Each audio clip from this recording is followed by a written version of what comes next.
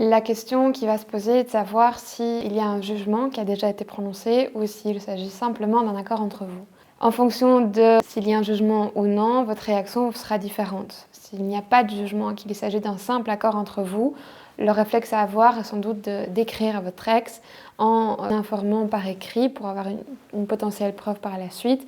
du fait que vous aviez un accord qui consistait par exemple à ce que vous alliez chercher l'enfant à la sortie de l'école et que monsieur ou madame n'a pas respecté cet accord et qu'il a été un peu de force chercher l'enfant alors que ce n'est pas ce qui avait été convenu. À voir la réaction de votre ex, mais la prochaine étape serait sans doute d'aller voir un avocat ou un médiateur pour essayer de régler ce point pour que cette situation délicate n'arrive plus. Si par contre il y a un jugement, la situation est différente. Vous pouvez vous rendre directement au commissariat de police pour non pas déposer spécialement une plainte contre votre ex, mais à tout le moins faire une déclaration, une déposition pour officialiser ce qu'il s'est passé. Vous devez parfois un peu insister auprès de l'inspecteur de police, puisqu'ils sont assez réticents à faire de telles déclarations, puisque cette situation arrive souvent avec des parents séparés, mais vous pouvez vraiment insister, ça vaut la peine pour la suite.